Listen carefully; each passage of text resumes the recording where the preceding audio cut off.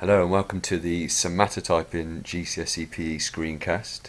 During this screencast there's a few things that we'll be specifically talking about and you can see what they are from the screenshot of the Edexcel criteria at the bottom of your screen.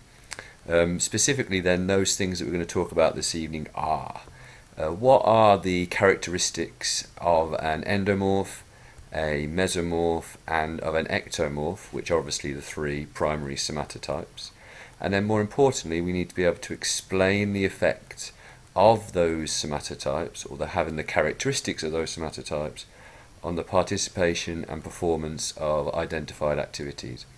For instance, if you are a gymnast, what is the preferable somatotype in order to be ultimately effective in that activity?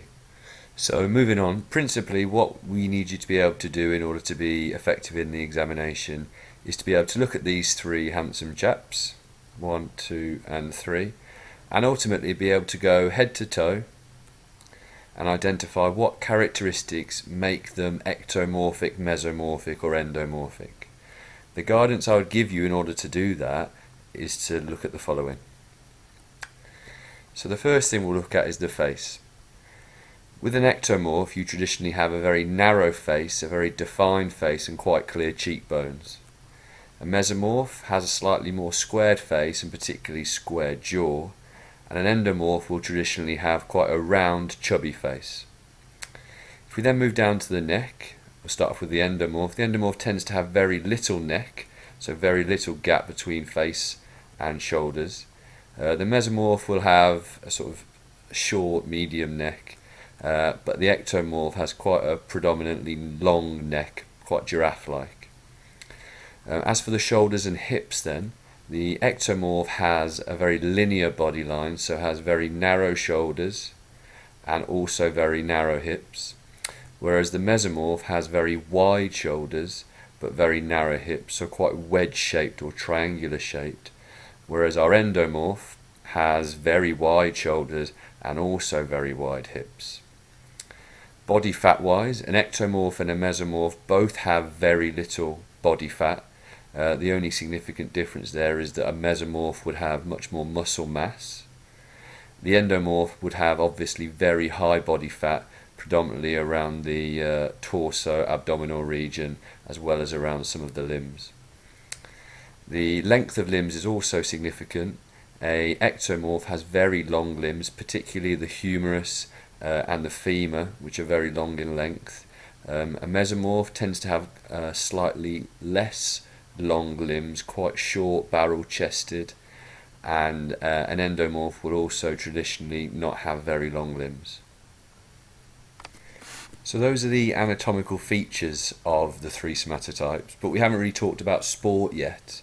We're going to talk about sport in a bit more detail a little bit further into this screencast, but it's probably worth saying at this point then that for this ectomorphic chap here, what stereotypically that he might be predisposed to be good at in terms of sports is activities like high jump, like basketball.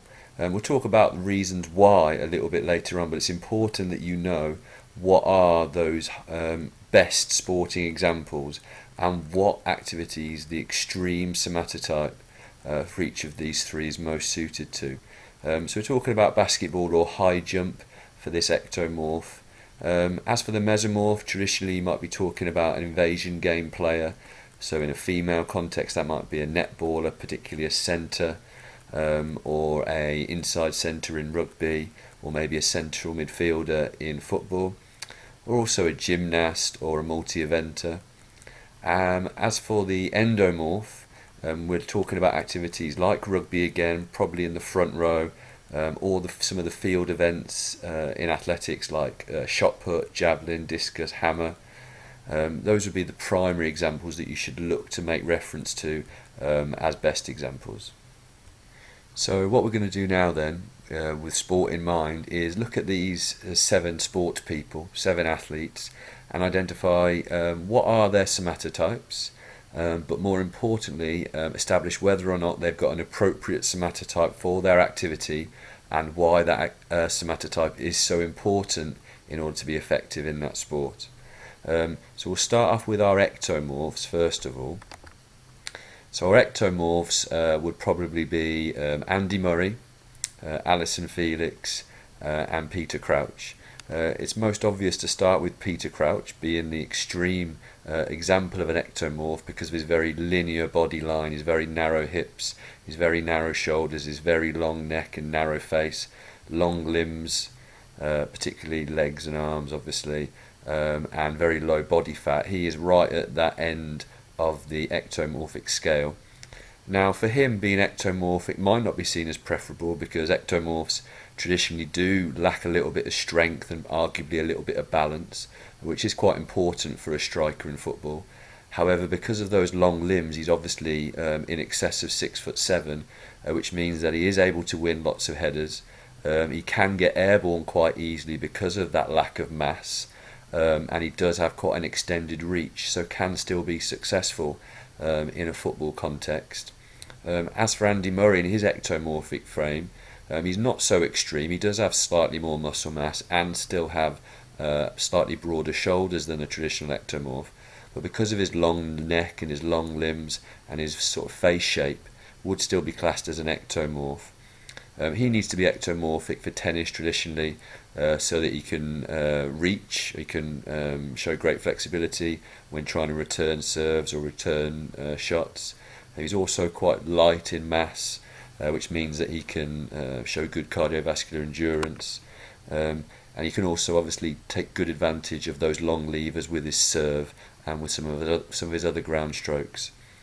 Alison Felix then, who is a sprinter by nature, not the traditional body type or somatotype for a sprinter, being ectomorphic, but she's very, very effective because of her running style. She has very long strides, which her long limbs support, and again, being quite light in nature means that she can travel across the track very quickly. We'll move on to our mesomorphs next, which would be, in this case, Jessica Ennis, the heptathlete, Olympic champion, and Lewis Smith, the gymnast and Strictly Come Dancing superstar. If we start with Lewis Smith first of all, we can see from this sort of half image that he's got very broad shoulders, sort of medium neck, not significantly long, not significantly short, high muscle mass around limbs, quite square jaw. He falls into that mesomorphic stereotype. This is very important for him as a gymnast because if he has long limbs, some of those activities can become quite challenging, and for him to show good extension, if he does have long levers, can be quite difficult to maintain his aesthetic quality. He also needs significant amounts of power, and mesomorphs are associated with high amounts of power and muscular strength, which obviously gives him an advantage in a lot of his activities. Moving on to Jessica Ennis then, she's not so significantly mesomorphic as Lewis Smith, but because of her limb length, her muscle mass, her neck length, the shape of her face would still be classed as being mesomorphic.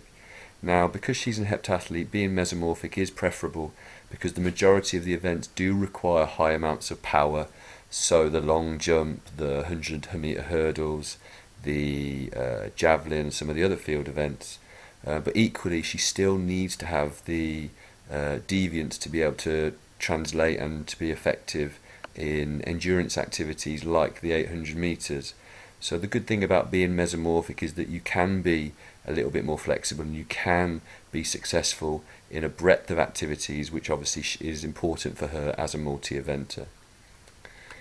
We'll finally finish off by talking about our endomorphs, which in this instance is Dan Cole, the England prop, and this Belarus shot putter that I've selected at the bottom. To start off by talking about the shot putter, you can see from her features that there's quite a lot of fat tissue around the limbs and around the abdomen. There's very little neck, there's a very round face, and there's not particularly long limbs. Those features are also prominent in Dan Cole. It's worth saying at this point that being endomorphic shouldn't be seen as being a negative necessarily. It can lead to great success in specified activities like field events and like rugby union in certain positions. The reason that being a endomorphist can be so useful for a shot putter is that endomorphs are associated with big mass, and with big mass normally comes big power and the ability to generate high amounts of force. So for events which require you to propel or send an object like the shot put, this can be hugely beneficial.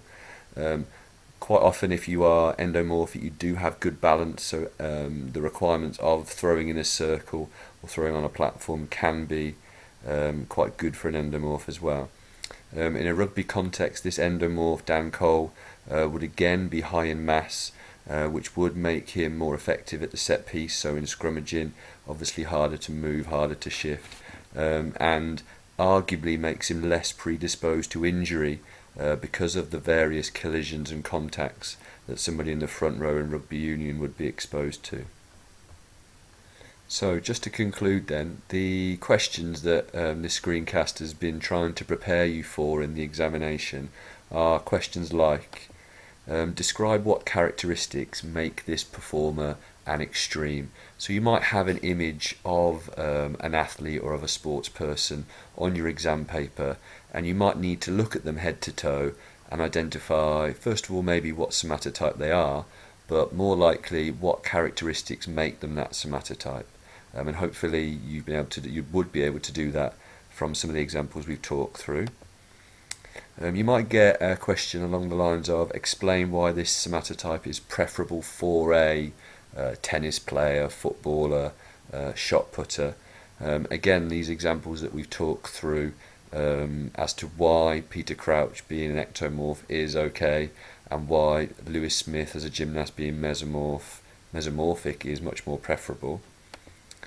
And then finally, a possible sort of extended question, maybe 4 or 6 mark question, might be discuss whether being an extreme endomorph is ideal for rugby union. And again, you'd be able to discuss the merits of that somatotype for that activity, and ultimately maybe suggest alternative activities for that somatotype if you don't necessarily agree with the example that you get. Okay, you need to go away now and prepare for questions like that, and we'll need to do some extended reading and extended preparation, but hopefully you found this screencast useful.